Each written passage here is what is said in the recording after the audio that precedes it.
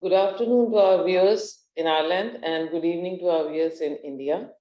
I welcome everyone on another session of India-Ireland Friendship Lecture Series with Shri Shivakumar GV, who will today share his valuable thoughts on the Vedic women through his curated work of Aryaa, an anthology of Vedic women that is a collection of 10 stories on Vedic women written by 10 different authors and published by Indic Academy.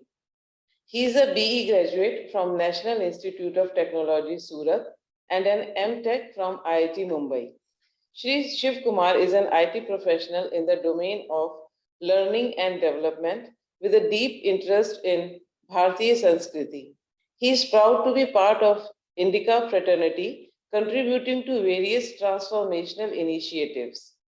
He hopes to inspire a relook at old narratives and create new cultural conversations around how the glorious women of Bharatvarsh are portrayed in the modern world. As a scholar in residence at Indica, he studies Itihas Puran to create frameworks for application in contemporary times. He writes on Mahabharat, Puran, civilizational thought, and anchors Kannada content at Indica, where he contributes as a consulting editor. He is also one of the authors of Unsung Valor, Forgotten Vows of Kurukshetra, curated by Sai Savrup Iyer for Indica. He is a storyteller imaging narratives that appeal to audience of diverse spectrum. He is greatly inspired by the rivers of India, Saraswati in particular. He sees them as being in existence always, flowing forever and eternal as the Sanatan Dharma.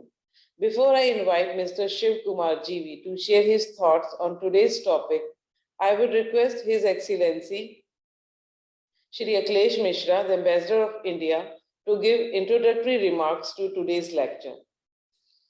Namaskar, my very warm greetings to all friends who are connected with this program.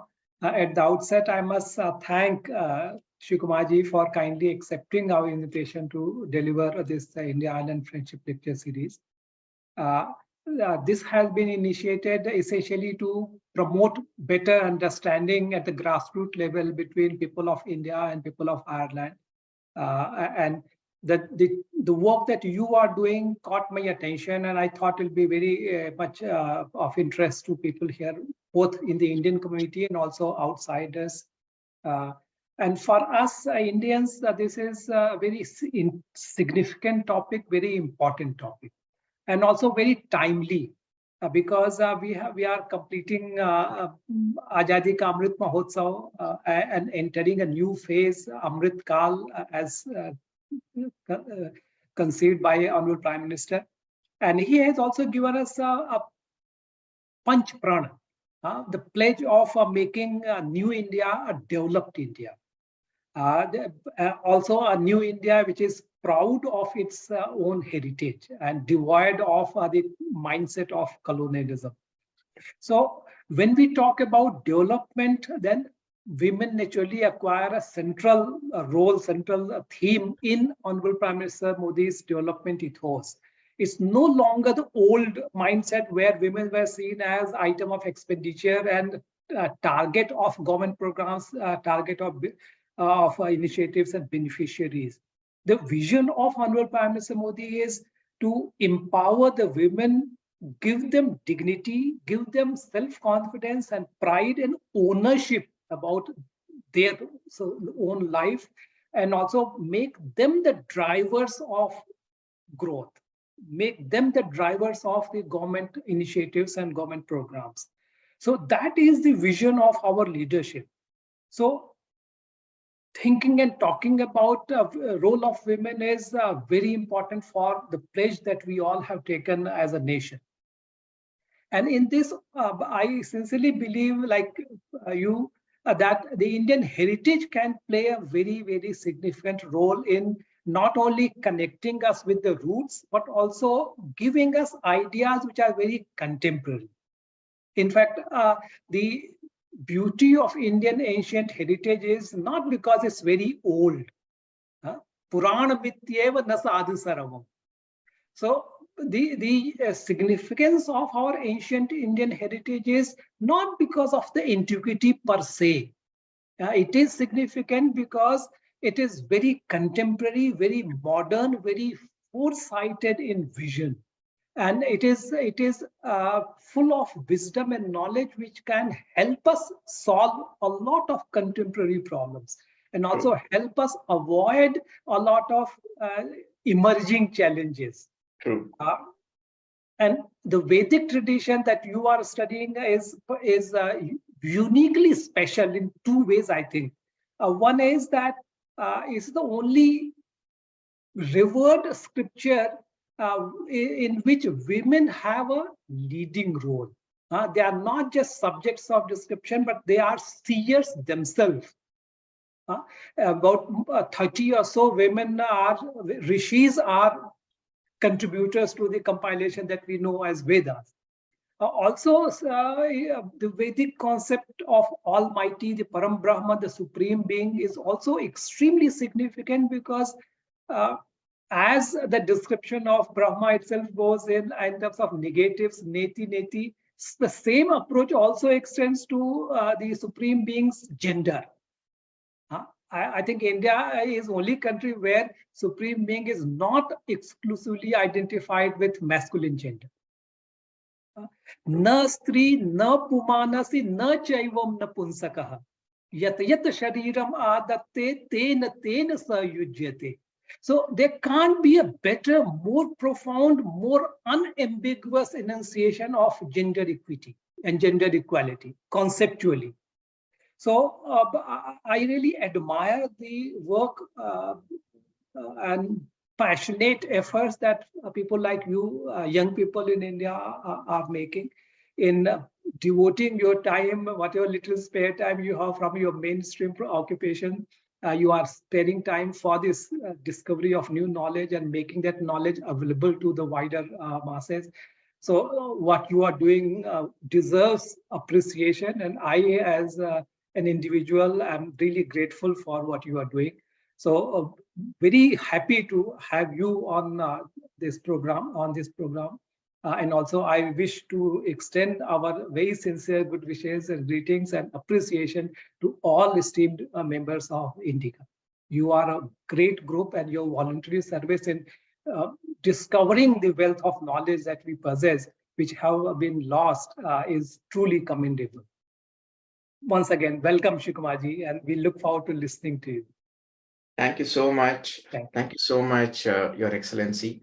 It's my pleasure and my honor to be on this platform delivering a lecture as part of the India-Ireland Friendship Lecture Series. And what better topic than talking about the glorious women of Bharatavarsha, the Vedic women who have contributed to this civilization as much as men have. It is as much their universe as anybody else. And it is with this perspective that we in Indica we have moved forward with this anthology. Thank you so much, Himaji. Can we start with the slide deck, please?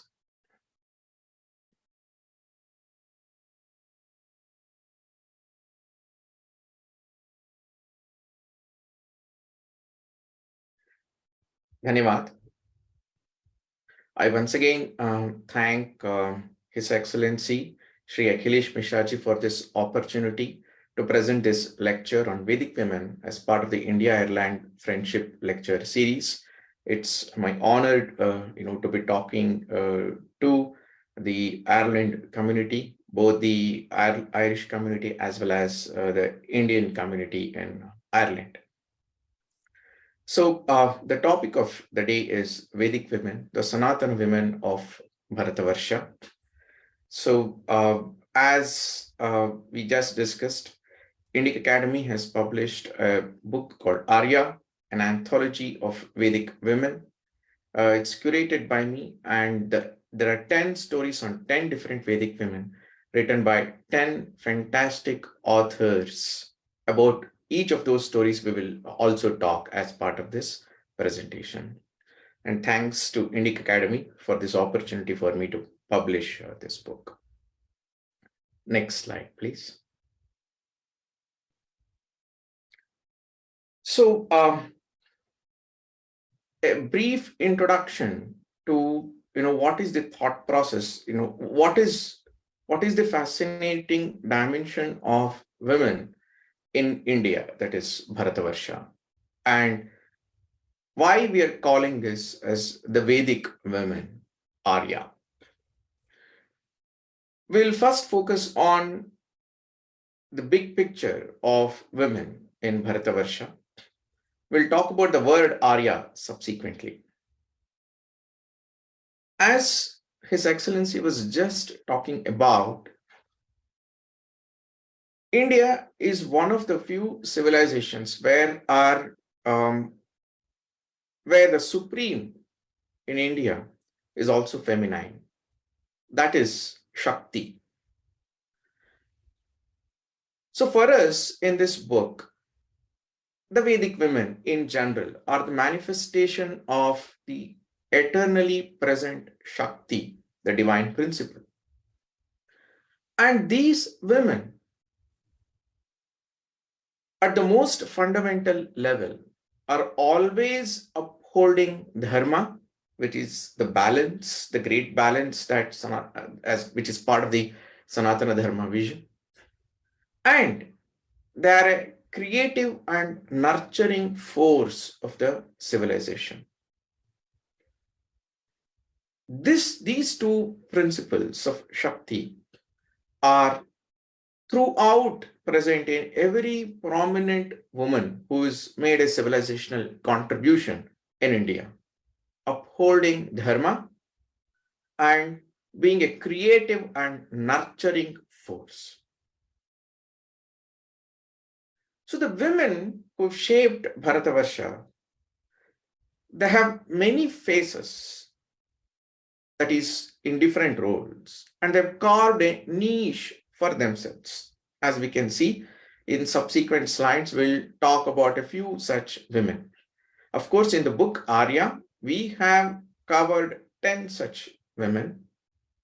But if we just make a cursory look at the civilizational history, both in the Itihasa, Purana, and in the modern history, we will easily be able to make a list of 2,000 to 2,500 prominent women, even without having to do significant research.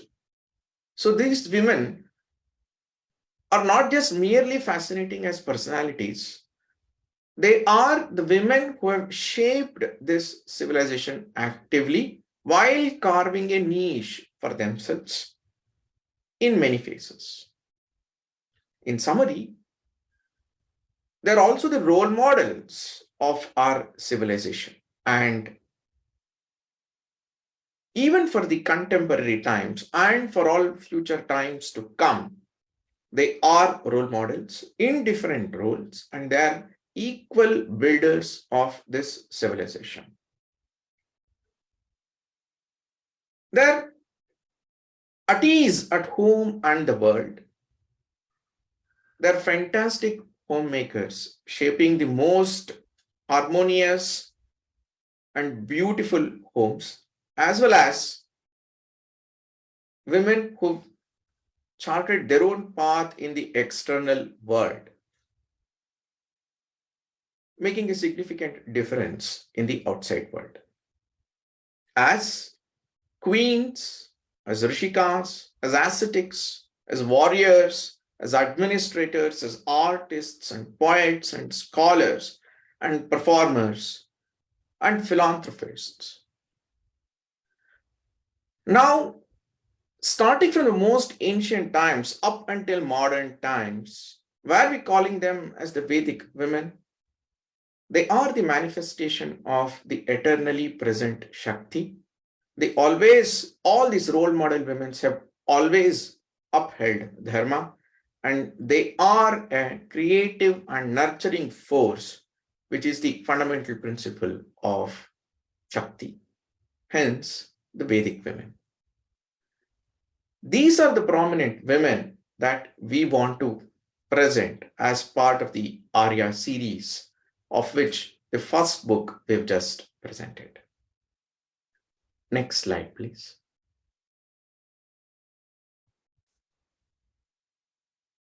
So who are these women? The Arya, the Vedic women, as His Excellency was just talking about, there are a significant number of Rishikas, the women of the Vedas. Some names: Apala Atreyi, Ghosha, Lopamutra, Shashwati Angirasi, Vagambrini. There's a beautiful sukta called the Devi Sukta, whose Rishika, whose mantra drashtarini is Vagambrini. And this is part of the 10th mandala of Rigveda. It's a short sukta where Devi, Vagambrini, speaks of herself as various deities. It's a beautiful sukta. So as part of the Rigveda itself, the mantra drashtarinis saw themselves as manifestation of all devatas. You will find fantastic such women in the Rigveda as well as in the subsequent Vedas and the Upanishads. So, women of the Vedas. And there are several Rishi Patnis, wives of sages: Anasuya, Arundhati, Sukanya, Renuka, Ahalya, Maitreyi, and so on, Katyayani. Then if you come to the Puranas, you will find fantastic women: Aditi, Taramati, Chitralekha, Devahuti, Indrasena, Jayanti, Madalasa. These are all women. Once again, all of them manifestation of Shakti. Then if you come to the Itihasas, Ramayana and Mahabharata, Sita, Draupadi, Mandodari, Rukmini, Satyabhama, Satyavati, Subhadra, Savitri. Then if you come to the Kavyas, the Sanskrit poetry, Kalidasa, Bhasa and others, Malavika, Vasantasena.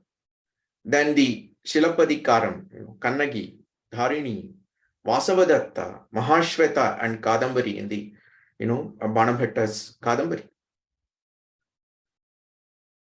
Then if you look at the Kshatra Parampara, that is the, the Kshatriya women, the queens, Datta Devi, Durgavati, Ahalyabai, Jijabai, Rudraamba, Ganapamba, Chennamma, Chennabhaira Devi. So you will find starting from the most ancient times up until modern times. These are somewhat well known, but what is not well known is women of the culture who were prominent women in various fields.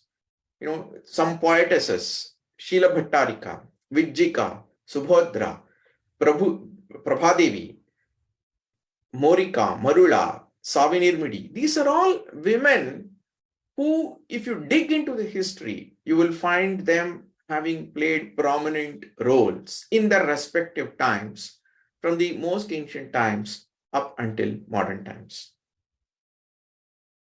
The list goes on. I've just made a very small list. We have philanthropists, scholars, administrators, culture makers. So in essence, from the most ancient Vedic times up until modern times, you will see an eternal flow of this Shakti, an eternal manifestation in the form of fantastic women who played a strong role in their times, contributing to their times, and whose legacy we continue to access even today. These are women with a strong sense of what is Shreyas and what is Preyas, the sense of Dharma. And hence, these are the Vedic women. Now, of course, this is a long journey to portray all of them and their contributions to our civilization.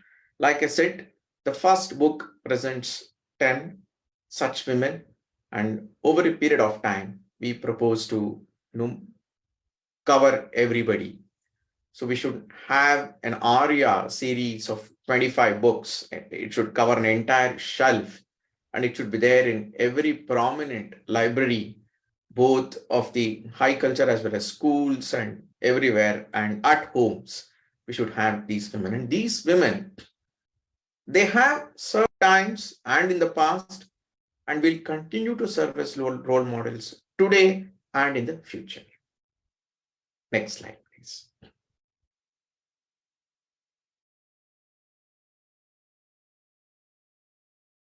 A small introduction to the book.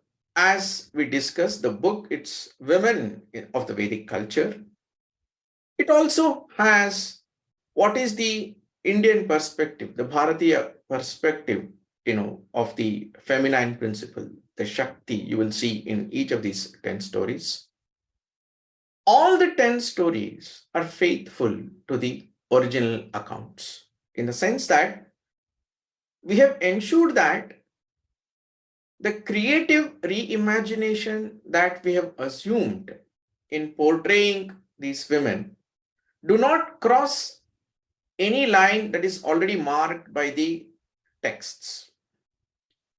So that way, it is a contemporary recreation of the ancient accounts. The source text, however they portray the women, it is a near equal portrayal of that in a modern idiom with reimagination hovering around the markers of the traditional texts. At the same time, all the stories are presented as the civilizational narratives, that is, they represent our civilization. As I just said, in the subsequent years, in the coming years, we propose to have a series of Aryaa from ancient times to modern times that in itself builds a civilizational narrative of the position of women in our culture and the way time has flowed through the women and their contributions in the Bharatiya Parampara. So it's not that we have to artificially construct a civilizational narrative. These stories themselves will present a civilizational narrative. Of the larger purpose, the inspiration behind this series, the first of that is that we must present the right narratives on women and their contribution to our culture and civilization to the next generation and the future generations and even to the world. The world also needs to know the right narratives. In the past, we've had these narratives, they have taken different form because of certain views, certain objectives that deviated significantly from the original accounts. We seek to correct it as part of these books. It's also to tell ourselves and the universe, and that Bharatavarsh is shaped by these women as well, equally. It is not just an account of, that our civilization had fascinating women.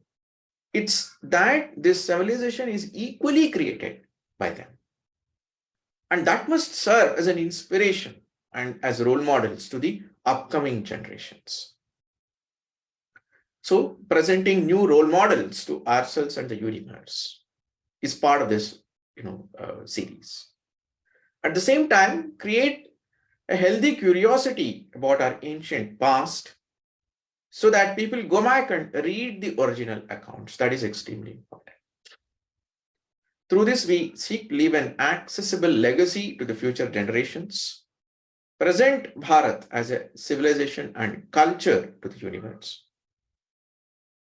At the same time, present the aesthetics and sensitivities of our heritage as part of these stories. So each of these stories, in our original accounts itself, they talk about certain sensitivities, which are exclusively part of dharma and which will make a difference to the whole universe. Hence, through these stories, present the dharmic and the purushartha thinking that was so embedded in all the stories and in the conduct of all prominent personalities in our parampara. Show how the civilizational continuity and eternity, you can see in the thought process of a queen in 13th century to a philanthropist in 8th century. You will see a consistency of thought, of being part of a great civilization. You will always see that.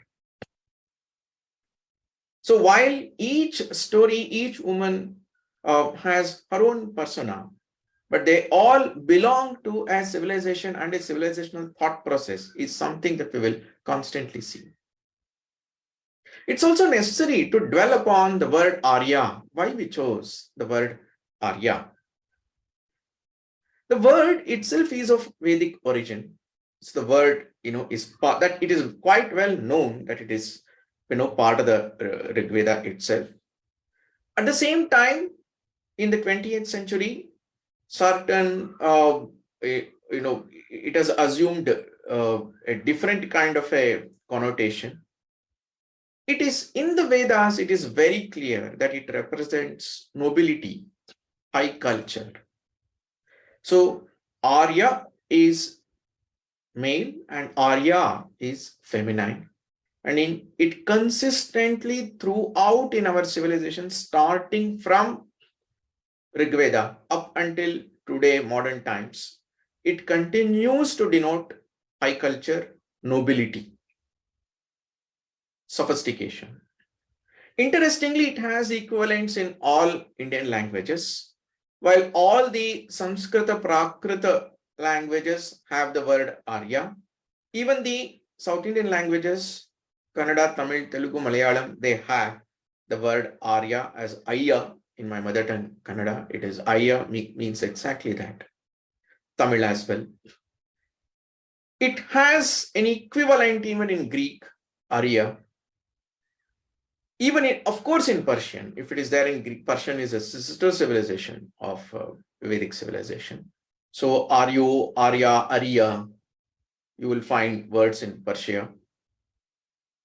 You will also find this word in Indonesian languages, the Java language, Arya, Aryo, Aryo, Aryono, so many different versions. So you will find this word, wherever Sanskrit spread, this word, it continues to be present in those languages even today, in those regions, in different forms.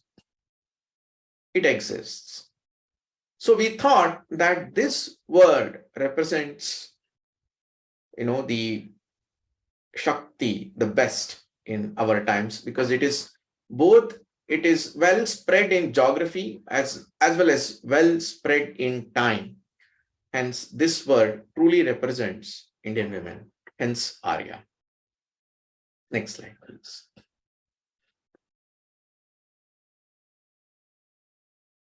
So now the book Arya, it consists of 10 Vedic women, 10 stories, 10 authors, 10 different authors. 8 stories are from Mahabharata and 2 stories are from the Upanishads. It's not just the Upanishads. These stories are, available in different books as well. Chitrangada, written by Rohini Gupta. Damayanti, written by Manjula Tekal. Shakuntala, written by Prasad Kulkarni. Subhadra, written by Bharati V. Madhavi, written by Madhurima. Ulupi by Rajani. Satyavati by Deepak. Gargi by Celia Pillai. Maitreyi by Kavita Megama. And Shandilya Duhita by Ranjit Radhakrishnan. So 10 stories, 10 fantastic authors. We spent time 2 years as a virtual family in creating this work of great passion, I must say, and dedication, with a sense of dharma and with a sense of gratitude to our civilization, who have presented these women. Now, interestingly, Maitreyi and Gargi are part of the Upanishads themselves, whereas 8 others are part of the Mahabharata. The important thing is that the stories of Shakuntala, the story of Shandiladhvita, the story of Madhavi, they're all much, much more ancient stories, even in the time of Mahabharata. Shakuntala is, of course, the wife of Dushyanta and a very early Puru queen, and it's after her, which is Bharata, that the Vamsha comes to be known as Bharata Vamsha in Mahabharata. Shandiladhvita herself is an ancient story in Mahabharata, so it is referred to as a story in the past. Madhavi is, of course, the daughter of the great king Yayati, so which is even more ancient than even Shakuntala. So they're all what you would say as stories that were part of the initial Vedic lore, as old as the Rishikas of the Vedas themselves. And 5 others are representative of this Vedic culture in the subsequent times, in the times of the Kuru Pandava conflict. And the stories are also representing different facets of the Vedic women. Gargi and Maitreyi are representing the philosophical dimension of the Vedic culture. They're also quite well known.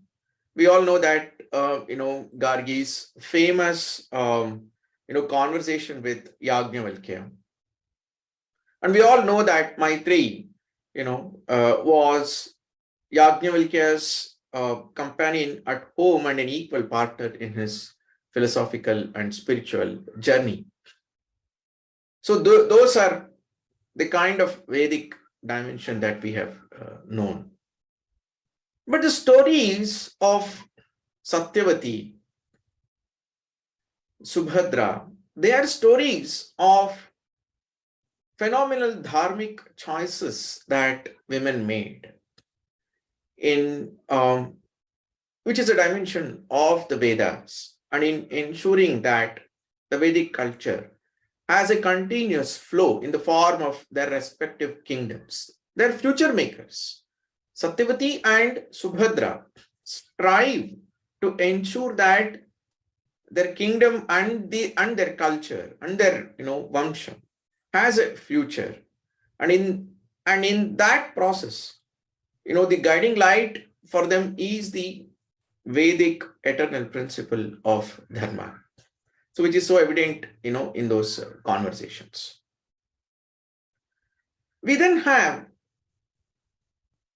people like Damayanti and Ulupi and Chitrangada, who have different kinds of conflicts and challenges in their respective personal lives. While the challenge of Subhadra and Satyavati is playing itself in the external world, the challenges of Chitrangada, Damayanti, and Ulupi are significantly playing in their personal lives. At the same time, it has an external dimension also.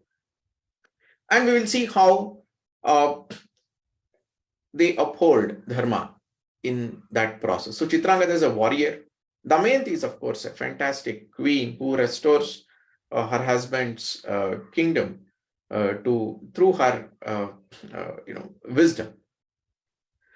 Shakuntala is strives for a restoration of the personal status, but in the process she brings up a fantastic king, son, who becomes the king and makes such tremendous choices, which makes a difference to the Purubharata Vamsha.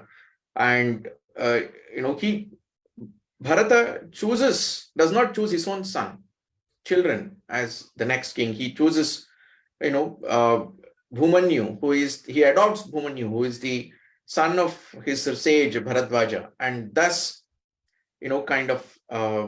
starts a journey of meritocracy. Whoever is the right king, that right king must take over, which is a fantastic sense of dharma, which I think is, it's something that is instilled by Shakuntala. Ulupi and Ulupi fights a battle for herself, but in the process, from a periphery, she really holds up the Kuru kingdom, the Pandava kingdom, and when Arjuna is in trouble, she lifts him up and restores his life. She also brings up not only her own son, who is Iravan, also brings up Babruwahana, who is the son of Chitrangada, and who is a significant hero in the civilization. The last story, which is Shandilya Duhita. This is the kind of story that we must look for in our ancient texts. Shandilya Duhita just comes and goes away in a few shlokas. And it is fantastic, poem written by Ranjit. Her fantastic personality. She is an ascetic. She seeks to go to the heavens, but sage Narada presents her a challenge that she needs to be married.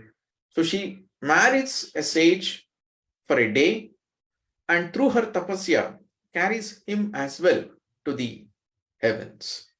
That entire story, the play of the story, beautiful brought about in that poem.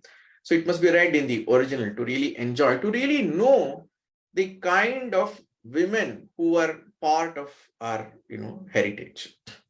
So one may argue that all these are from the Vedic Itihasa period, part of our text and not exactly history, which we Indians consider them as history. But assuming that, they are characters of these, significant works, it's important to know that a civilization that carves these women, even in imagination, is a significant civilization. So the inspiration for this carving has to come from real women on the ground. So Chitrangada, Damayanti, Shakuntala, Subhadra, Madhavi, Ulupi, Satyavati, Gargi, Maitreyi, Shandilya Duhita were all real women who have been presented poetically in these respective works, but in some form they're real. Madhavi, in particular, daughter of Yayati, she goes through a journey that has no parallel. She marries 4 different kings and through them gets 4 children who are civilizational heroes, who are revered to this day. Not just that, when Yayati falls from the heavens, it is Madhavi and her children, through their tapasya, restore Yayati back to the heavens. It's one of those fantastic stories which either has been ignored or has been significantly misunderstood in our times. And our book, restores this, and Madhurimaji truly presents the Indian perspective of Madhavi. Each of these stories are presented in a vein that exists in the tradition, but is kind of missed out in the larger portrayal.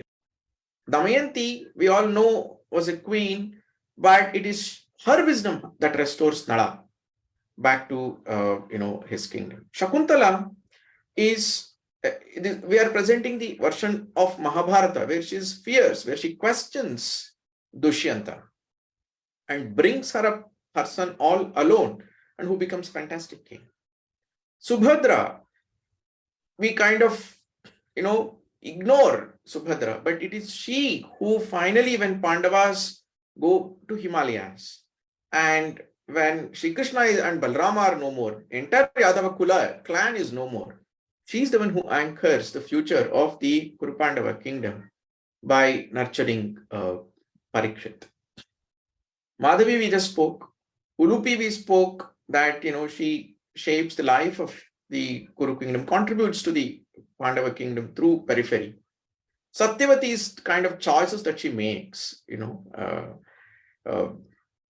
it is her difficult choices that result in a future for the civilization, for the kingdom. Gargi and Maitri quite well celebrated in the civilization, but Yajnavalkya's spiritual journey is a significant contribution of Gargi and Maitri. Chandilya represents the true Shakti, true principle of Shakti, whose tapasya can make a difference to people around them. So thus these 10 stories handpicked to represent a good dharmartha kama moksha, combination of the Chaturvida Purushartha, written by 10 fantastic authors, Rohini, Manjula, Prasad, Bharati, Madhurima, Rajini, Deepak, Celia, Kavita, and Ranjit. So it is the Indica's vision is to create many such anthologies where civilizational narratives are brought to the forefront. At the same time, we have a series of next generation writers who come on board and represent our civilization. Next slide, please. So I now come to the last slide. So presenting the Indica anthologies. So Aryaa is the second such anthology. Previously, we had one anthology called Unsung Valor, which was curated by Sai Swarupa Iyer, where even I had a story. Some of our authors also were authors of Unsung Valor. We have just released, Flight of Deities by Avatans Kumar. It's an anthology on the desecration and devotion. We have many more anthologies that are going to come, and which will be, presented to the world in the coming years. So that's, this vision of Indica is to have a series of such books, presenting different facets of our civilizations, different themes through different authors. With this, I come to the end of this lecture. I once again thank His Excellency Shri Akhilesh Mishra for this opportunity for me to present Aryaa, the Vedic women, and our vision, our gratitude to the civilization, to the scholars and acharyas, and of course, Devi Saraswati, whose grace is what keeps us going on.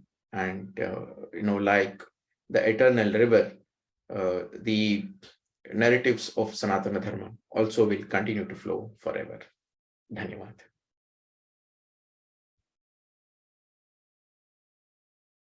Shivakumar, it was a very interesting presentation, and Hemaji and I were mesmerized by your presentation, and also the vision, the ethos with which you have pursued this.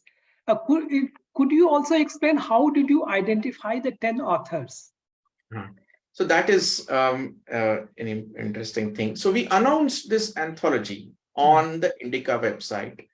So for long, I wanted to ensure that the right narrative on the women of Sanatana Dharma be presented.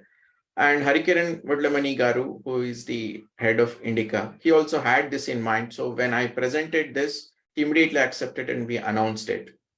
And we did not limit the list of characters. We presented some characters and we said authors can choose any.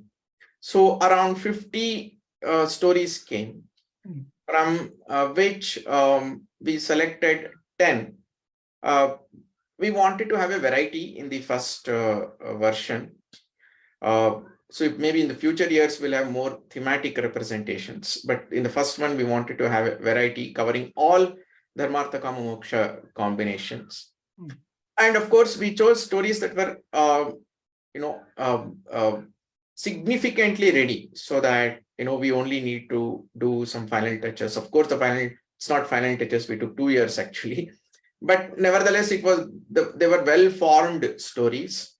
And at the same time, we chose stories which were presenting, aspects and dimensions of these women that were strongly making a difference. They must serve as role models. They must be strong. Their contributions must be significant, and they must be telling some dimension of the story which have not been told. For instance, Subhadra, written by Bharati, Subhadra is kind of thought as coming and going, but actually, at a particular point in time, she makes a huge difference. So in each of these stories, there is a tremendous contribution to their times, which serves as a role model for all times. So based on these considerations, finally, we selected 10 stories, and then we went through a series of workshops and rewriting discussions.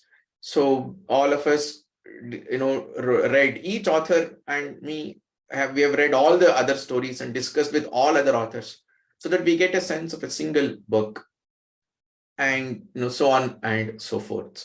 So this is the process that we have gone through, and this is the process that each of the respective each anthology is going through a similar process. So when we were part of the Unsung Veiler, so Sai Swarupa took us through a very similar journey.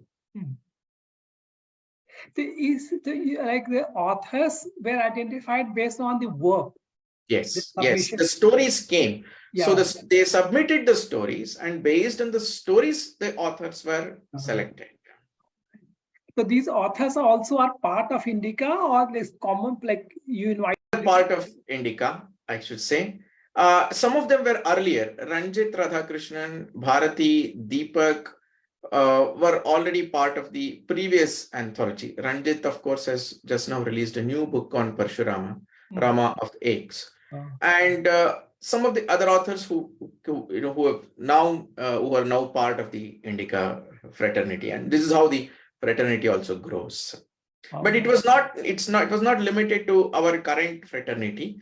The objective is also always to extend the net and have more and more authors being part of the network. Oh, nice.